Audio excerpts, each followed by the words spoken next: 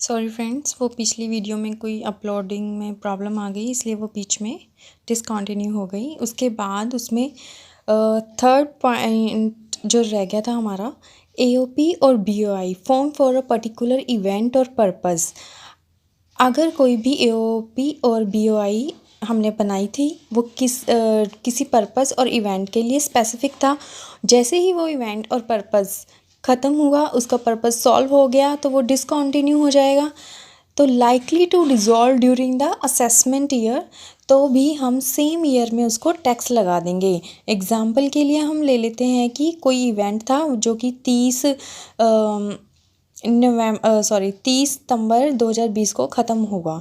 ठीक है, अब हमने क्या करना है, वैसे तो अगर हम नॉर्मल कंसेप्ट लें तो हमें अगले साल का वेट करना पड़ेगा असेसमेंट ईयर का। लेकिन अभी हम यहाँ पे क्या करेंगे, करंट असेसमेंट ईयर क्या चल रहा था हमारा, करंट असेसमेंट ईयर 2020 और 21, इसी में ही हम इनकम टैक्स कर देंगे। कब से लेके कब तक, 1/4/2020 से लेकर 30/9/2020 की इनकम भी हम सेम असेसमेंट ईयर 2020 और 21 में टैक्स लगा देंगे। उसके बाद पर्सनल नेक्स्ट है 175 सेक्शन है, person likely to transfer the property to avoid tax during the current assessment year to escape the liability under the provision of income tax। किसी person का पर्पस ही यही है कि वो टैक्स से या किसी लाइबिलिटी से इनकम टैक्स के अंदर बच पाए।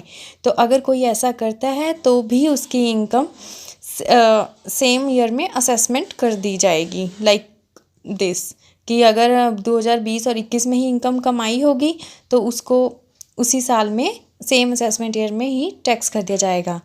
उससे भी नेक्स्ट सेम है 176 है, डिसकंटिन्यू बिजनेस। अगर ड्यूरिंग द ईयर हमारा बिजनेस हमने बंद कर दिया तो हमें क्या करना पड़ेगा, ये हमें जाकर एओ को इंटीमेट करना होता है within 15 days. Likely to be discontinue हमें पता होता है हमने किस दिन बंद करना है, तो 15 दिन के अंदर उसका सारा हमें ब्यौरा देना पड़ता है असेसिंग ऑफिसर को। तो ड्यूरिंग द ईयर अगर आपका बिजनेस बंद हो जाता है तब भी आपकी इनकम सेम असेसमेंट ईयर में ही टैक्स हो जाएगी। मतलब प्रीवियस ईयर असेसमेंट ईयर का कंसेप्ट मर्ज हो जाएगा आपका।